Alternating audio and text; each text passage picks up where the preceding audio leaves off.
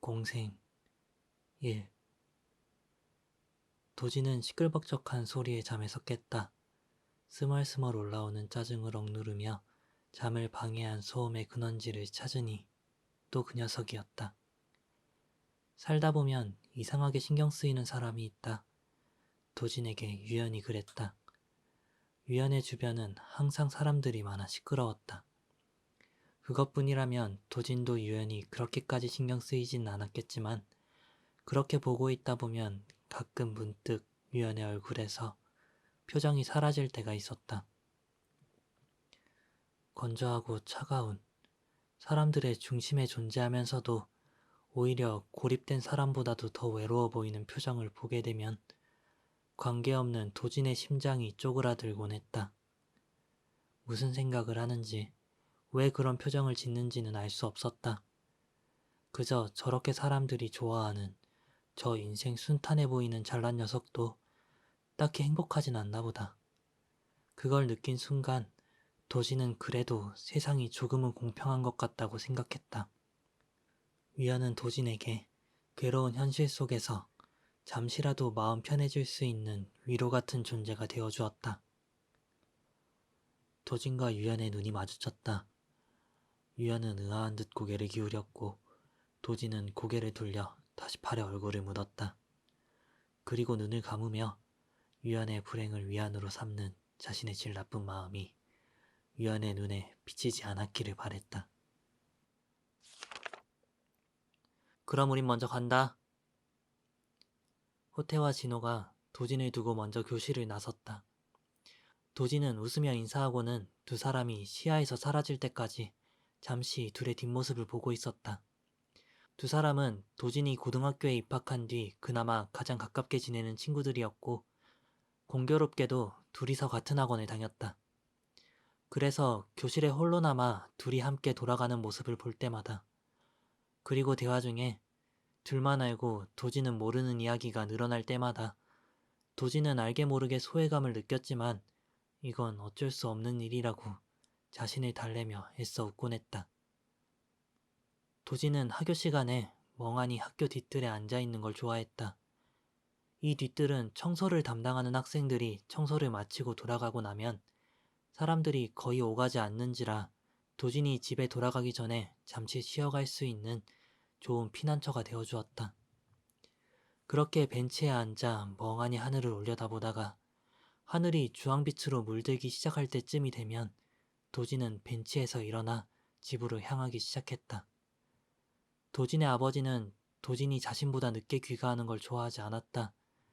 도진은 아버지의 분노가 세상에서 가장 무서웠다. 교문을 향하던 도진의 발 앞에 자그마한 참새 한 마리가 쓰러져 있었다. 왜 그러고 있나 보니 죽어 있었다. 주위를 살피니 옆 건물에 투명한 유리창이 보였다. 어느 층의 창문일까? 어느 층이든 참새는 아마 투명한 유리창을 물체로 인식하지 못하고 그곳에 머리를 박고 바닥으로 추락했을 것이다. 멍하니 슬픈 눈으로 참새를 바라보던 도진은 작게 숨을 몰아쉬고는 두 손으로 참새 시체를 조심히 들어서 옆 화단에 묻었다. 그걸로 참새에게 위로가 될지는 모르겠지만 적어도 길바닥에 그냥 두고 모른 척하는 것보다는 본인의 마음이 편할 것 같았기 때문이었다. 흙 묻은 손을 털어내고 발걸음을 옮기려던 도진은 다시 발걸음을 멈추고 참새의 무덤을 보며 짧게 묵념을 했다. 좋은 곳으로 가렴. 터벅터벅 걷다 보니 주황빛으로 물든 거리 때문에 왠지 더 슬퍼졌다. 도진은 다시 감옥으로 들어가는 마음으로 현관문을 열고 집으로 들어섰다. 도진의 집은 항상 질식할 것 같은 무거운 공기로 가득 차 있었다.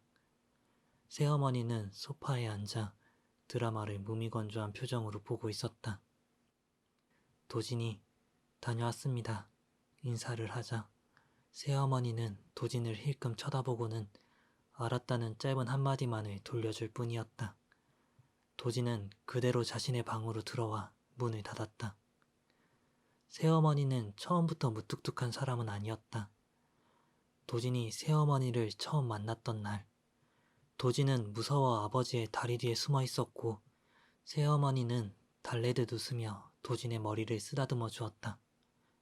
그 모습을 보며 아버지는 만족스러운 듯 웃고 있었다.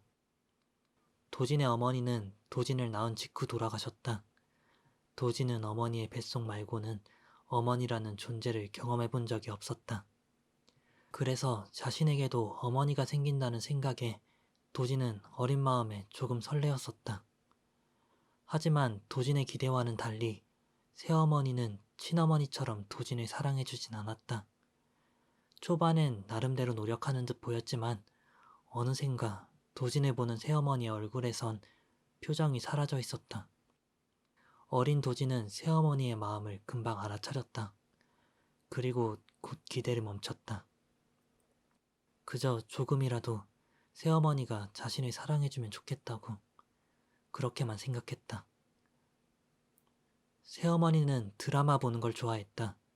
하지만 도진의 기억 속 새어머니는 드라마 주인공들이 웃어도 울어도 늘 무표정이었다. 그건 도진에게 좋은 핑곗거리였다. 새어머니는 그냥 원래 그런 사람이었던 거라고. 자신을 특별하게 싫어하는 게 아니라고. 도진은 홀로 방 안에서 불안함을 느끼는 자신을 타이르곤 했다. 아버지 늦으신다더라. 새어머니가 무심하게 그렇게 말하는 날이면 도진은 마음의 준비를 해야 했다. 아버지는 귀가가 늦어지는 날엔 항상 만취 상태로 돌아왔다.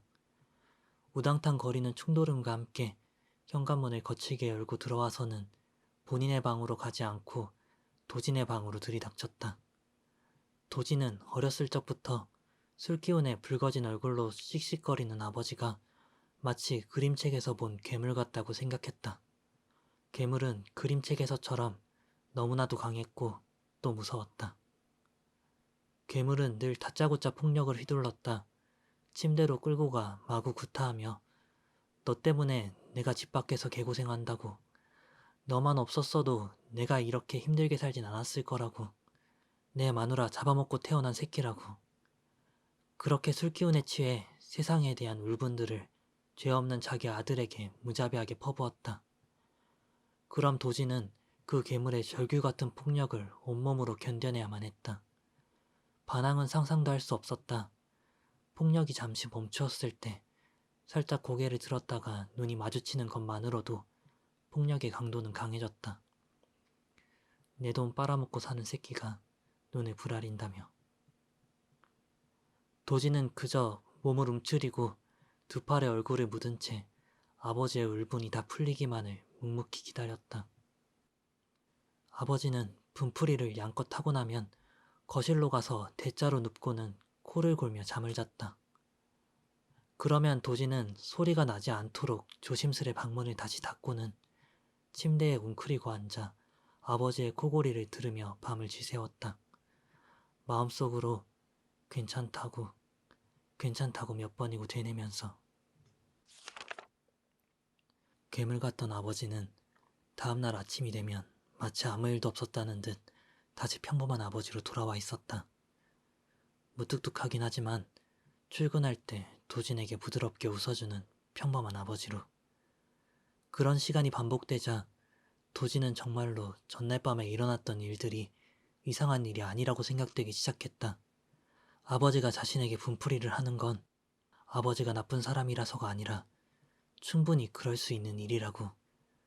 맞으면 아팠지만 그럴 수 있는 일이니까 참아내야만 했다.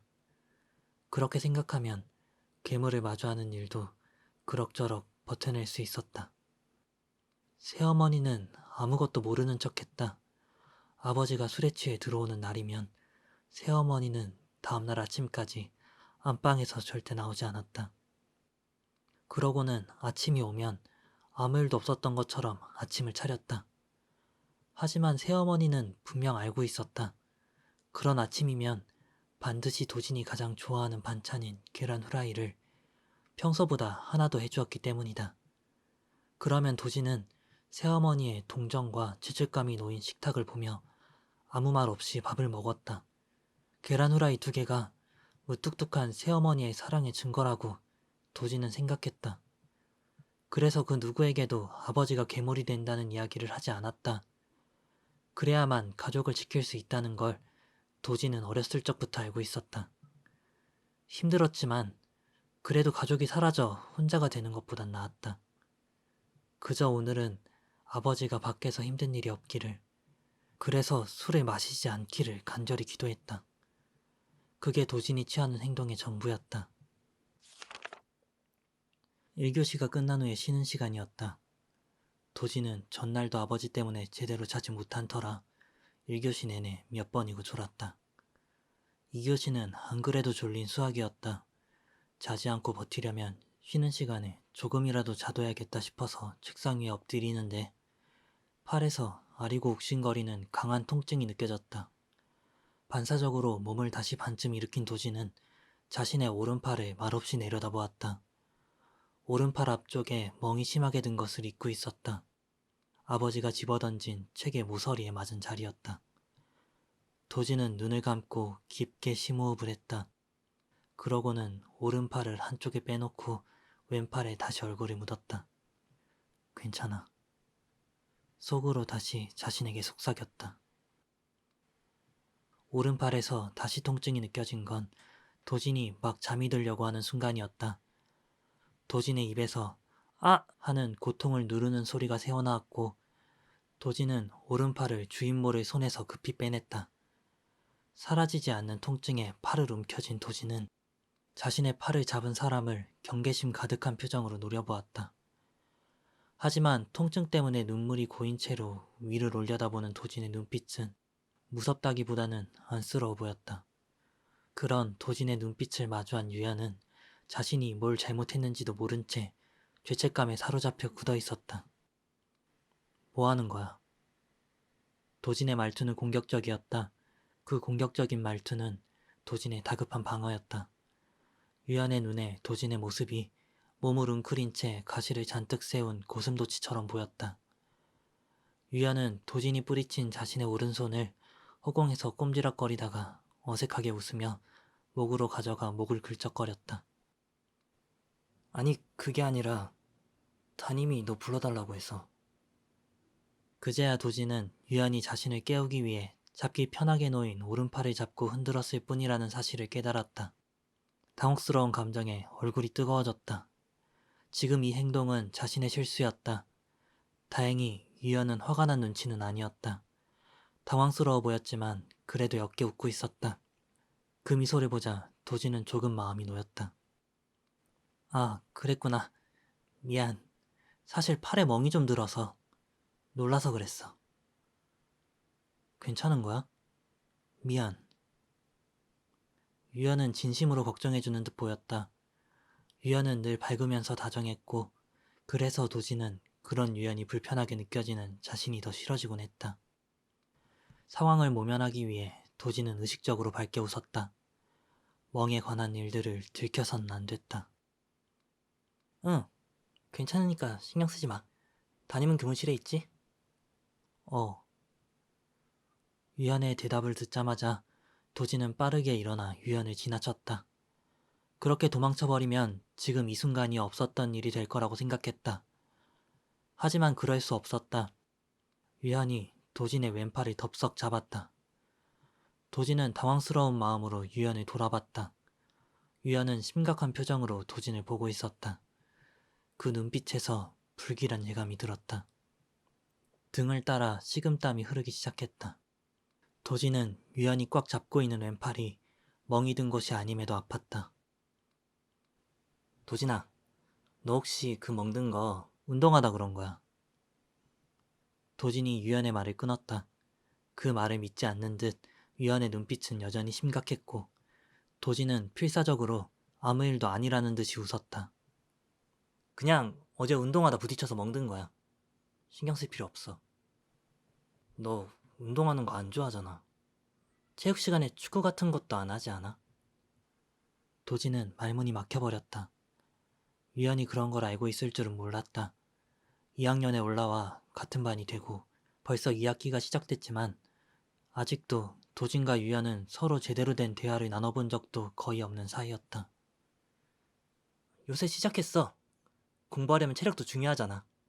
익숙하지 않아서 그런지 자꾸 다치네. 아무튼 그런 거니까 신경 쓰지 마. 도진은 유연의 손에서 팔을 억지로 빼내고는 빠른 걸음으로 교실을 나왔다. 지금 변명하듯 늘어놓은 자신의 말이 굉장히 어색했다는 걸 도진도 알고 있었다. 하지만 그럼에도 부디 유연이 자신의 비밀에 대해 눈치채지 못하기를, 그래서 아무 일도 일어나지 않기를 간절히 바랬다. 한편 유연은 도진이 교실을 나간 후에도 말없이 도진의 자리를 내려다보고 있었다. 낙서 하나 없이 깔끔한 도진의 책상과 낡은 도진의 책가방을 보며 무엇인가를 곰곰이 생각해보고 있었다.